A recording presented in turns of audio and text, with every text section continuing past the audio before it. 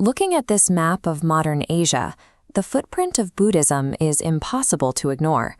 Over 500 million people actively practice the religion, stretching in a continuous belt from the shores of Sri Lanka to the islands of Japan. Yet the global reach of this belief system rests squarely on the shoulders of one man, a single king from 250 BCE, whose name was completely erased from the historical record for nearly 2,000 years. In the 19th century, scholars exploring the dense jungles of the Indian subcontinent began uncovering massive 50-ton stone pillars rising out of the earth. These pillars were covered in an ancient Brahmi script.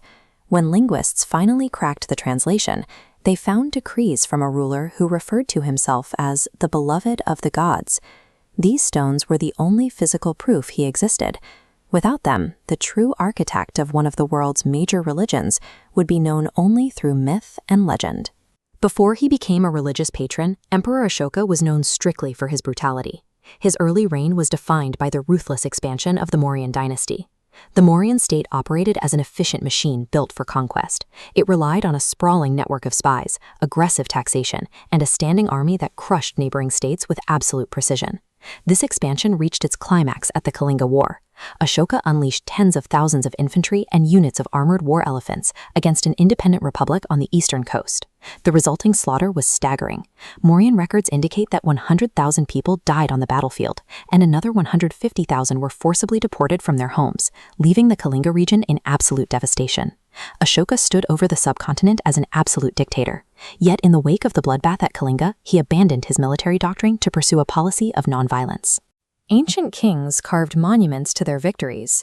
We have virtually no records of a conquering emperor using stone to apologize to his victims, but that is exactly what Ashoka did in his 13th major rock edict. Carved directly into the rock, Ashoka expresses profound sorrow for Kalinga, explicitly renouncing future military conquests. He replaced expansion with Dhamma, a moral law of tolerance and social responsibility, which became his empire's new operating system. Dhamma was highly practical. Ashoka passed laws protecting animals, built state-funded medical facilities for both humans and livestock, and ordered the planting of shade trees and the digging of wells along trade routes. He took the unchecked authority he had built as a military dictator and used it to force the creation of the world's first large-scale welfare state.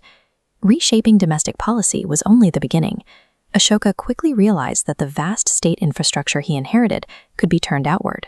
He organized official state-sponsored embassies and dispatched Buddhist missionaries across international borders, funding their travel directly from the imperial treasury. This map tracks the geographic spread of those emissaries. Ashoka's envoys traveled out of India in every direction, reaching the courts of Hellenistic Greece, the borders of Egypt, and deep into Sri Lanka. That massive influx of state resources and personnel took Buddhism out of its localized context, giving it a permanent global presence. It is the ultimate irony of his reign. Ashoka utilized the exact logistical trade networks and military supply lines built for imperial conquest to instead export an ideology of nonviolence. Despite his administrative genius, Ashoka could not make his government permanent. Shortly after his death, the physical borders of the Mauryan Empire rapidly crumbled, fracturing into smaller, competing states. But while his political state collapsed, the Buddhist philosophy he exported took root and survived for thousands of years. The physical artifacts left behind, like the stone capitals atop his pillars, became surviving anchors of his administration. Notice the carved wheel positioned beneath the lions. This wheel, known as the Ashoka Chakra, was adopted millennia later to sit directly at the center of the modern Indian flag. Armies and physical borders eventually vanish, but a statecraft dedicated to moral philosophy and public welfare can outlast the empire that built it, defining the culture of a region for thousands of years.